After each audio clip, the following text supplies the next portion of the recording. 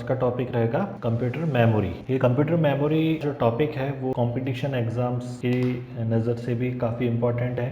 Competition exams में जितने भी हैं, जैसे कि राजस्थान कांस्टेबल, पटवारी में, जूनियर अकाउंट के, ग्राम सेवक में, इन सभी के अंदर अभी हम जो टॉपिक्स कर रहे हैं इस बुक से वो काफ़ी कवर हो रहा है। और उसमें से अगर देखे जाए तो मेमोरी का पार्ट ये भी बहुत इंपॉर्टेंट है और सभी एग्जाम्स में इसके कुछ क्वेश्चंस आते ही हैं। तो मेमोरी को स्टार्ट करते हैं। तो कंप्यूटर मेमोरी मानव मस्तिष्क के समान है। Computer memory data and information को स्टोर करता है। जैसे कि हमें पता है कि मेमोरी का मतलब यही है कि कहीं ना कहीं हम डेटा को, इंफॉर्मेशन को स्टोर करने के लिए मेमोरी का यूज में लेते हैं। ऐसे ही कंप्यूटर में भी जो सॉफ्ट कॉपी के अंदर डॉक्यूमेंट्स, फाइल्स या डेटा को स्टोर करने के लिए हम कंप्यूटर मेमोरी को यूज में लेते हैं। तो कंप्यूटर मेमोरी एक भंडारण स्थान है जहां वह डेटा और इंफॉर्मेशन को रखा जाता है जिसको प्रोसेस किया जाना है या वो हो चुका है। मेमोरी तीन प्रकार की होती है। जैसे पहली है cache memory, second one is primary memory और जिसे मुख्य मेमोरी भी कहते हैं, third one is secondary memory. तो सबसे पहले हम इस बॉक्स को देखते हैं कि इसके अंदर जो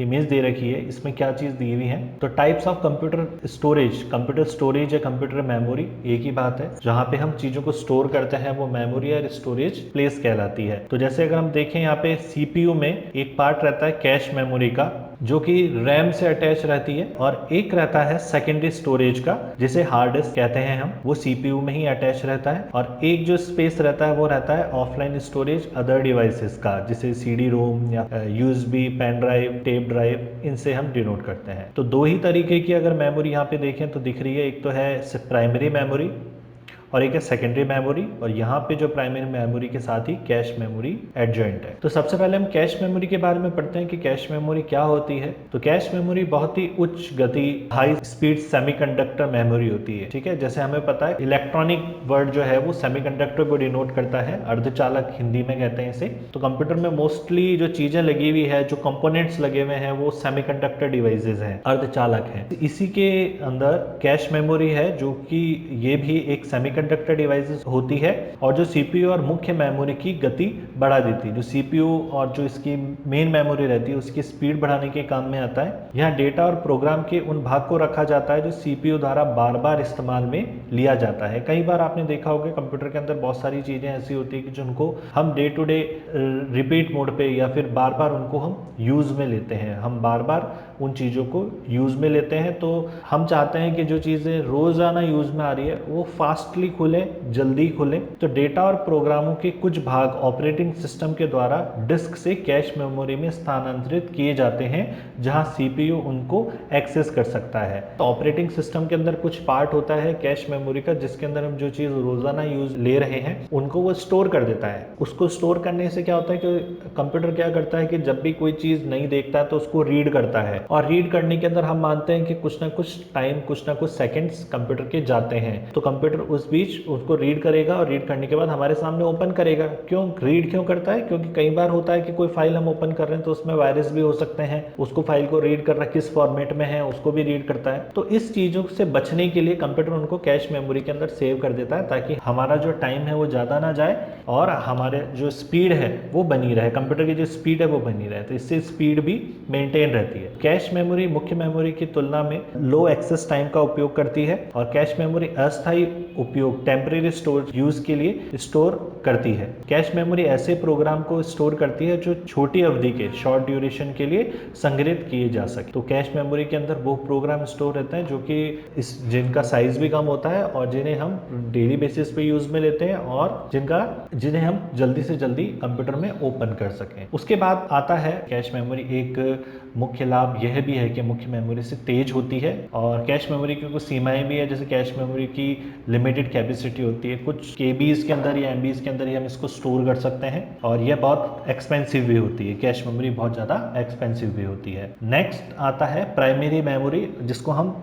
मेन मेमोरी कहते हैं। तो ये फर्स्ट पार्ट जो है वो मेन मेमोरी का है। तो प्राइमरी मेमोरी केवल उन डेटा और निर्देश को जमा या स्टोर करती है जिन पर वर्तमान में कंप्यूटर काम कर रहा है। मतलब जो अभी हम करंटली जिन पे काम कर रहे हैं सिर्फ उन्हीं का डेटा स्टोर करेगी। जब बिजली बंद हो जाती है तब यह मेमोरी डेटा लॉस कर देती है। तो मेमोरी के अंदर जो डेटा रखा हुआ है वो लॉस हो जाता है जब बिजली बंद हो जाती है, बट उससे पहले जब हम उसको काम में ले रहे हैं तो वो उसकी मेमोरी के अंदर उसकी जो फाइल्स हैं वो सेव रहती है। ठीक है, आमतौर पर ये मेमोरी अर्धचालक उपकरणों से बनी हो, सिलिकॉन आधारित ट्रांजिस्टर से मिलकर बने हुए एकीकृत सर्किट, इंटीग्रेटेड सर्किट, रैम और रोम मुख्य मेमोरी के दो उदाहरण होते हैं। तो सबसे पहले हम इस चीज को समझें कि जो मेन मेमोरी है या सेमीकंडक्टर डिवाइसेस का यहाँ नाम लिया गया है, मेमोरीज जो है वो उन्हीं की बनी हुई होती हैं और जिसके अंदर सिलिकॉन के ऊपर आधारित होते हैं, जैसे कि ट्रांजिस्टर है, ट्रांजिस्टर से मिलकर बने इंटीग्रेटेड सर्किट होते हैं। इंटीग्रेटेड सर्किट का मतलब होता है कि आपने छोटी छोटी आईसीज देखी होंगी,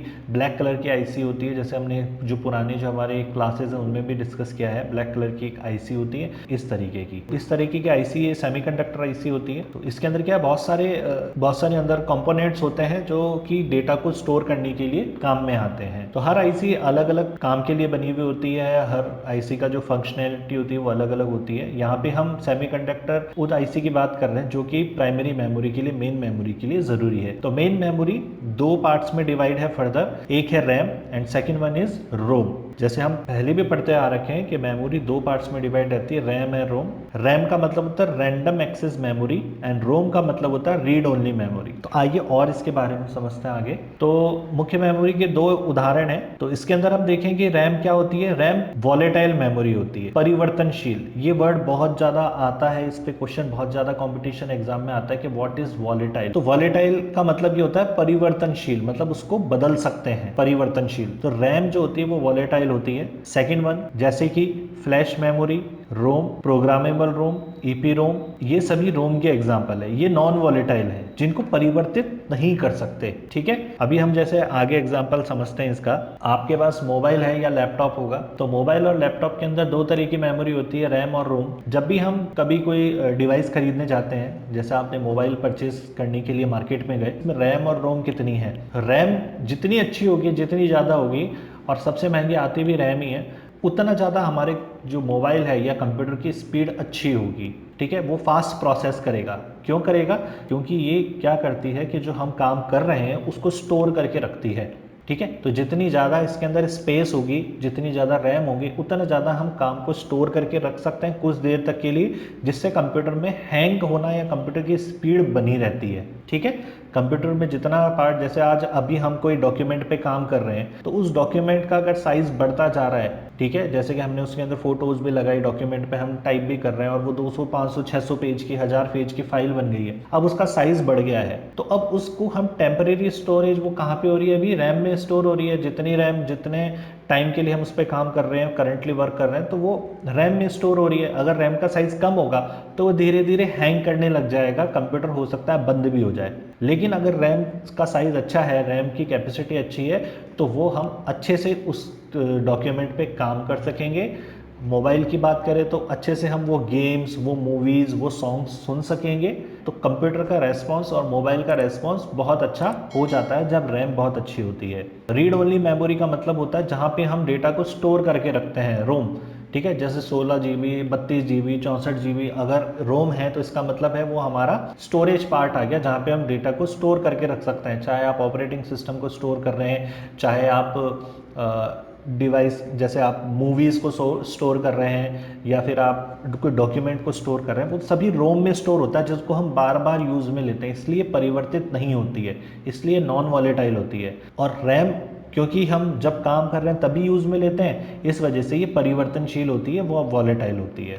तो हम आगे बढ़ते हैं। मुख्य मेमोरी की विशेषताएं कौन कौन सी होती है। यह वह मेमोरी है जिस पर कंप्यूटर वर्तमान में कार्य करता है। इसकी गति, स्पीड मुख्य मेमोरी से भी तेज होती है, और एक कंप्यूटर प्राइमरी मेमोरी के बिना नहीं चल सकता।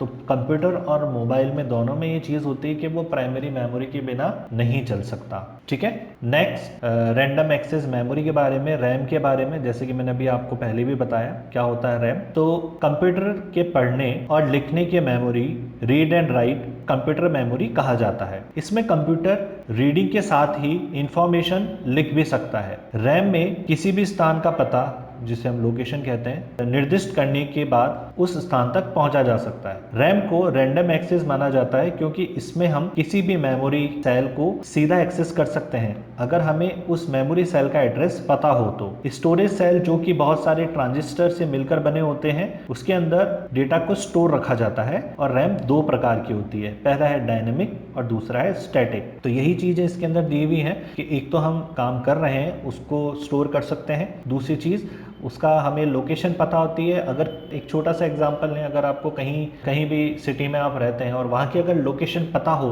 तो आप तुरंत वहाँ पहुँच जाएंगे, लेकिन अगर वहाँ की लोकेशन आपको पता नहीं हो तो आपको पहुँचने में टाइम लगेगा। इसी वजह से कंप्यूटर की स्पीड को हम बढ़ा सकते हैं। तो डायनेमिक और स्टैटिक दो तरह की रैम होती है। डायनेमिक से स्टैटिक रैम इस प्रकार से भिन्न है कि वह समय समय पर रिफ्रेश होती है। तो बार बार रिफ्रेश कौन सी होती है? Dynamic RAM. तो ये भी क्वेश्चन आता है कि बार बार जो हम रिफ्रेश करते हैं वो कौन सी रैम होती है? Dynamic RAM.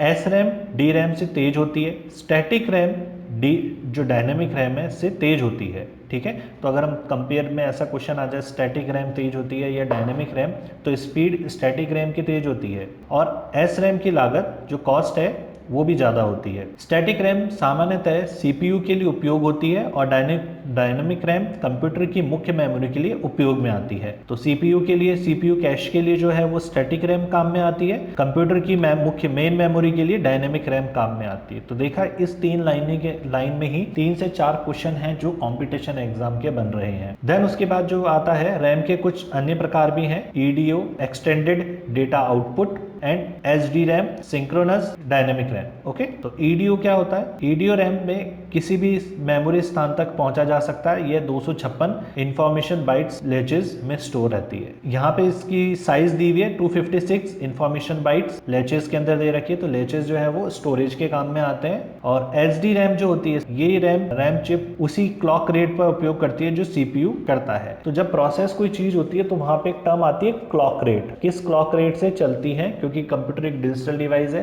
ठीक है, और इसका जो टाइम होता है, एक टाइम इंटरवल होता है जिसको हम क्लॉक रेट कहते हैं, जिसकी स्पीड जो है वो उस पर डिपेंड करती है क्लॉक रेट पे। नेक्स्ट आता है DD SDRAM double data rate SD RAM. यह रैम डेटा का स्थानांतरण ट्रांसमिशन क्लॉक के दोनों किनारों पर करता है। तो ये बार बार जो यहाँ पे दे रखा है क्लॉक, ये क्लॉक जो है वो टाइम इंटरवल के लिए दिया हुआ है। इसके अंदर जब अगर इसे हम टेक्निकली पढ़ेंगे तो वहां पे कुछ sine wave signals pulses form के अंदर दिए हुए रहते हैं, जिससे हम स्टैटिक और डायनेमिक रैम को अच्छे से पढ़ सकते हैं। रीड ओनली मेमोरी, अब जैसे पहला हमने पढ़ा random access memory, second one is read only memory, जो कि नॉन वॉलेटाइल होती है, मतलब उसको बार बार परिवर्तित नहीं किया जाता। यह बिजली चले जाने के बाद भी जानकारी और डेटा को संग्रहित करके रखती है। बिजली चली जाती है तो आपके कंप्यूटर में अगर मूवी सेव है, अगर कोई फाइल सेव है, तो क्या वो डिलीट हो जाती है? नहीं होती, रोम में है वो सेव होती है। ऐसा ही मोबाइल में भी होता है। अगर मोबाइल आप स्विच ऑफ कर देते हो तो मोबाइल का जो डेटा है वो मोबाइल में सेव है, तो वो सेव ही रहता है क्योंकि वो रोम में सेव है। यह इंफॉर्मेशन के स्थायी भंडारण के लिए प्रयोग में ली जाती है, ठीक है, परमानेंट स्टोरेज का पार्ट है ये। और रोम स्टोर्ड इंफॉर्मेशन को परिवर्तित नहीं किया जा सकता। जो स्टोर्ड इंफॉर्मेशन है, जो कि उसमें स्टोर्ड है, उसको हम बार बार चेंज नहीं कर सकते, पूरी तरह से डिलीट नहीं कर सकते हम। इस मेमोरी में जो भी संग्रहित किया जाता है वह हमेशा के लिए फिक्स्ड होता है। देखिए जो अभी हमने पढ़ा वही चीज यहाँ दी हुई है। जो भी इसके अंदर संग्रहित होता है वो हमेशा के लिए इसमें सेव रहता है, इसमें फिक्स्ड हो जाता है, इसे बदला नहीं जा सकता। तो उसमें नेक्स्ट रोम में जो पार्ट आता है वो आता है प्रोग्रामेबल रीड ओनली मेमोरी। क्योंकि इसका नाम जैसे प्रोग्रामेबल है तो ये प्रोग्राम फॉर्म के अंदर होती है। इसमें कंटेंट यूजर द्वारा निश्चित किया जाता है। उपयोगकर्ता स्थायी प्रोग्रामों को स्टोर कर सकते हैं। डेटा प्रोग्रामों का उपयोग कर इसमें से भेजा जाता है। तो ये जो दे रखी है ये रोम दे रखी है यहाँ पे जो दे रखा है। नेक्स्ट पार्ट जो आ रहा है इसका erasable ROM, erasable P ROM. P ROM यहाँ पे डिनोट करा है प्रोग्रामेबल को। तो ईपी रोम पर संग्रहित इंफॉर्मेशन को 15 मिनट के लिए यूवी किरणों अल्ट्रावायलेट रेस के सामने उजागर करके मिटाया जा सकता है।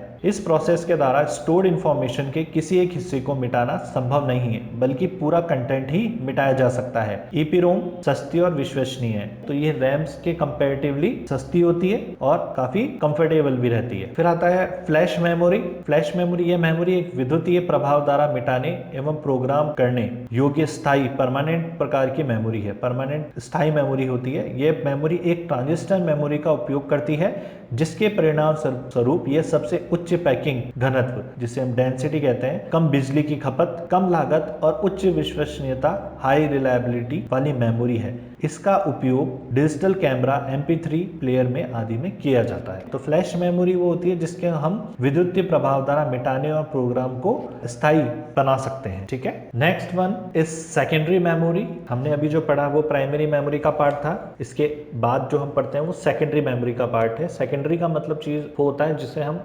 यूज में ले भी सकते हैं और नहीं भी ले सकते हैं। तो सेकेंडरी मेमोरी को एक्सटर्नल मेमोरी या नॉन वॉलेटाइल मेमोरी के रूप में भी जाना जाता है। यह मुख्य मेमोरी की तुलना में धीमी होती है। इसका उपयोग स्थायी रूप से डेटा और इंफॉर्मेशन के भंडारण के लिए किया जाता है। CPU सीधे इन मेमोरी का उपयोग नहीं करता, बल्कि वह इनपुट आउटपुट द्वारा मेमोरी को एक्सेस करता है। सेकेंडरी मेमोरी के कंटेंट पहले मुख्य मेमोरी में स्थानांतरित होते हैं, जिसे हम ट्रांसफर करते हैं, और इसके बाद CPU उसका उपयोग कर सकता है। ठीक है, बहुत अच्छे से इस चीज को यहाँ पे इन 4 लाइनों में समझाया है। और फिर दे रखा है सेकेंडरी मेमोरी की विशेषताएं। क्या विशेषता है इसकी? तो पहला है कि ऑप्टिकल और मैग्नेटिक मेमोरी होती है, जैसे ऑप्टिकल डिस्क और बैकअप मेमोरी के रूप में उपयोग होती है। बिजली बंद होने के बाद भी डेटा परमानेंट रूप से संग्रहित रहता है। बिजली अगर चली भी जाती है तो डेटा इसके अंदर स्टोर रहता है, इसीलिए इसको नॉन वॉलेटाइल मेमोरी भी कहते हैं। प्राइमरी मेमोरी की तुलना में स्लो एक्सेस होता है। प्राइमरी मेमोरी के हिसाब से अगर देखा जाए तो ये स्लो एक्सेस करती हैं, इनकी स्पीड कम होती है। बड़े और भारी भरकम डेटा कम लागत में संग्रहित किए जाते हैं, जैसे कि एग्जांपल है हार्ड डिस्क। तो हार्ड डिस्क होती है, जैसे आजकल हम देखा जाए 1 TB, 2 TB, 500 GB। पहले कंप्यूटर में स्टोरेज कम होता था, लेकिन आजकल काफी अच्छा स्टोरेज देखने को मिलता है। वैसे ही मोबाइल के अंदर देखें आप 64 GB, 128 GB आजकल मोबाइल्स में आते हैं, तो वो डेटा को स्टोर करने के लिए काम में आते हैं। तो इस तरीके से यहाँ एक फ्लो चार्ट दिया हुआ है, जिसके अंदर secondary memory device, sequential device और डायरेक्ट एक्सेस डिवाइस 2 पार्ट्स में डिवाइड है। तो डायरेक्ट एक्सेस डिवाइस की बात करें तो magnetic disk, optical disk, memory storage devices. तो मैग्नेटिक डिस्क कौन कौन सी होती है? जैसे फ्लॉपी डिस्क जो बंद हो गई हैं आजकल, हार्ड डिस्क ये चल रही हैं। फिर हार्ड डिस्क को 3 पार्ट्स में डिवाइड किया है, जैसे zip disk, disk pack, Winchester disk. तो इस तरह से हम इनको आगे फर्दर डिवाइड करते हैं, जो इसकी कैटेगरी है। और सेकंड वन हम देखें ऑप्टिकल डिस्क कितने प्रकार की होती है? CD ROM, CD write, CD read and write and DVD। ये आप सभी ने देखा होगा, एक गोल CD आती है जिसको हम अलग अलग स्पेस के हिसाब से CD या DVD में कॉन्फ़िगर कर सकते हैं। फिर आता है मेमोरी स्टोरेज डिवाइसेस, जैसे फ्लैश ड्राइव और मेमोरी कार्ड। जैसे पेन ड्राइव हो गया, वो फ्लैश ड्राइव का एग्जांपल है, और मेमोरी कार्ड हो गया, आपने देखा ही होगा माइक्रो कार्ड, छोटा कार्ड जो आता है, साइज काफ़ी कम होती है बट उसमें स्टोरेज काफ़ी ज़्यादा हो सकता है। उसी में हम आगे देखें हार्ड डिस्क और हार्ड ड्राइव। यह एक भंडारण डेटा स्टोरेज डिवाइस है, जिसका उपयोग कर डेटा भंडारण या डिजिटल इंफॉर्मेशन करने के लिए किया जाता है। इसमें हम डिजिटल इंफॉर्मेशन को स्टोर कर सकते हैं। इसे एक या एक से अधिक तेजी से घूमती हुई डिस्क, जो कि चुंबकीय मैग्नेटिक सामग्री से कोटेड होती है, उसके द्वारा किया जाता है। तो इसके अंदर मैग्नेटिक डिस्क होती है, जो कि एक बहुत अच्छे कंपोनेंट से इक्विप्ड होती है, और चुंबकीय जैसे बहुत अच्छा जो मटेरियल होता है उससे कोटेड होती है। और प्लेटर्स की सतह पर जानकारी, जो इन्फॉर्मेशन को लिखने, राइट और रीड करने के लिए प्लेटर्स को चुंबकीय हैंड्स में रखा जाता है, जो एक मूविंग आर्म पर व्यवस्थित होता है। डेटा रैंडम एक्सेस ढंग से प्राप्त किया जाता है। इसका मतलब यह है कि डेटा को किसी भी क्रम में एक्सेस किया जा सकता है। बिजली बंद होने पर भी HDD जो हार्ड डिस्क है, इसके डेटा आपका डेटा जो है वो बरकरार रहे। तो बहुत अच्छी लैंग्वेज के अंदर यहाँ पे समझाया हुआ है कि हार्ड डिस्क क्या चीज़ होती है और कैसे काम करती है। तो आपने जैसे देखा होगा कि हार्ड डिस्क प्रमुख विशेषता इसकी कैपेसिटी है और इसकी परफॉर्मेंस है। 1 GB मतलब 1 अरब बाइट्स, 1 बिलियन बाइट्स। 1 GB का मतलब होता है 1 बिलियन बाइट्स, और गीगाबाइट्स, मेगाबाइट, टेराबाइट्स, इसके अंदर हम इनको मेजर करते हैं। उसके बाद आता है ऑप्टिकल डिस्क। ऑप्टिकल डिस्क जिसे हम CD या DVD कहते हैं। सभी ऑप्टिकल डिस्क वृत्ताकार शेप की होती हैं, मतलब सर्कल शेप की होती है। ये अलग अलग आकार और भंडारण क्षमता में आती है। सबसे लोकप्रिय ऑप्टिकल डिस्क जो होती है वो CD write, CD read write and DVD और ब्लू रे डिस्क होती है। तो यहाँ पे देखिए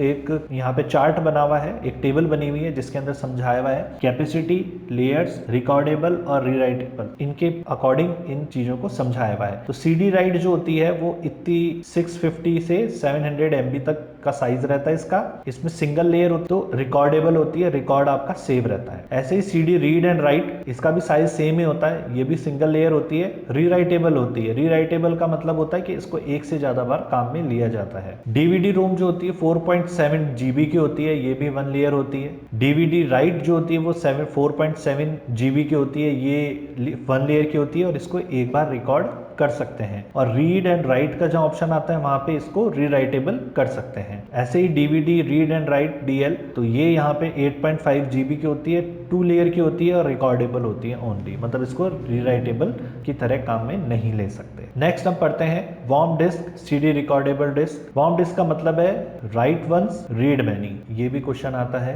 कंपटीशन एग्जाम में। What's the full form of WORM? तो राइट वंस रीड मैनी का कॉम्पैक्ट डिस्क रिकॉर्डेबल, और इसको कॉम्पैक्ट डिस्क रिकॉर्डेबल CDR है। CD रिकॉर्डिंग डिवाइस के माध्यम से वॉर्म डिस्क या CDR डिस्क में हम एक बड़ा ही डेटा को स्टोर करके रख सकते हैं। में डेटा को पढ़ने के लिए लेजर बीम तथा डिस्क की सतह पर गड्ढे पिट्स बनाकर लिखा जाता है। तो मतलब ये जो गोल डिस्क आती है, तो उस डिस्क को हम जब कंप्यूटर में इंसर्ट करते हैं, कंप्यूटर में डालते हैं, तो वहां क्या होता है, एक लेंस होता है। वो लेंस क्या करता है, जो हमारा डेटा है वो उसके ऊपर ट्रेस हो जाता है। तो आप जब CD को देखोगे, जब ब्लैंक CD होगी तो वो उसको एक तरफ से पूरा कंप्लीट एक जैसा बना हुआ होगा। लेकिन अगर आपने स्टोर किया है, जैसे मूवी स्टोर करी है और वो आधी भर चुकी है, तो आप देखेंगे कि उसके अंदर हाफ जो सर्कल अलग कलर का है, जो डार्क कलर का होगा, और बाकी जो सर्कल है वो पुराने ही कलर का होगा, जो कि व्हाइट कलर के अंदर आपको दिखेगा। इसमें क्या होता है कि पिट्स बन जाते हैं, गड्ढे बन जाते हैं, जिसकी वजह से ये हमें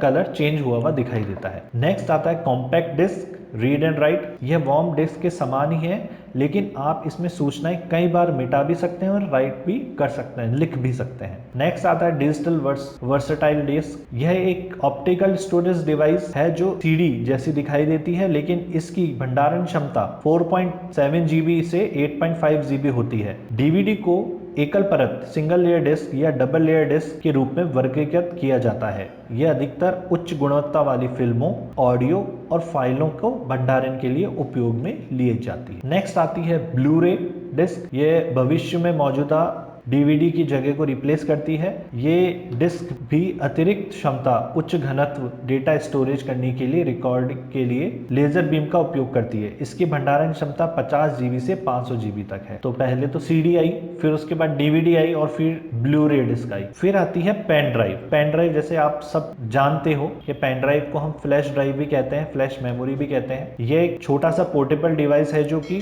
USB पोर्ट के माध्यम से कंप्यूटर से जोड़ा जाता है। यहाँ तक कि जब वह कंप्यूटर से जुड़ा नहीं होता है, तो नॉन कनेक्टेड होता है, तब भी डेटा को संग्रहित रखता है। यह आसानी से डिस्कनेक्ट हो जाता है और सुरक्षित रूप से कहीं भी ले जाया जा सकता है। तो ये बहुत ही, इसकी इतनी वर्सेटाइल चीज होने की वजह से ही ये अभी तक बहुत काम में आती है, हर जगह काम में आती है और ये आगे भी इसी तरह से चलती रहेगी। पहले 2 GB की आती थी, उससे पहले 1 GB की भी आती थी, फिर आजकल 4 GB, 8 GB, 16 GB, 32 GB, 64 GB, 128 GB में ये अवेलेबल है मार्केट के अंदर। फिर आता है स्मार्ट कार्ड। स्मार्ट कार्ड कहाँ पे लगता है? स्मार्ट कार्ड इन दिनों डिजिटल कैमरों के अंदर लगाया जाता है और सबसे लोकप्रिय है। इसे पोर्टेबल क्रेडिट कार्ड की तरह ये दिखता है, ठीक है। फिर आता है secure digital card. Secure digital card वो होता है SD कार्ड। ये कार्ड की जो सेकंड जनरेशन मल्टीमीडिया कार्ड की है, इसमें डेटा को लॉक और प्रोटेक्ट करने की भी क्षमता होती है। SD कार्ड भी आपने देखे हैं। तो स्टूडेंट्स, ये था चैप्टर 2 जिसके अंदर हमने कंप्यूटर के बारे में पढ़ा। महर्षि क्लासेस के ई-लर्निंग प्लेटफॉर्म के अंदर आज हमने चैप्टर 2 पढ़ा है। चैप्टर 2 के 2 पार्ट हैं, पार्ट 1 और पार्ट 2। और अगर आपको चैप्टर से रिलेटेड कोई क्वेरी है तो आप कमेंट बॉक्स के अंदर कमेंट भी कर सकते हैं। Thank you.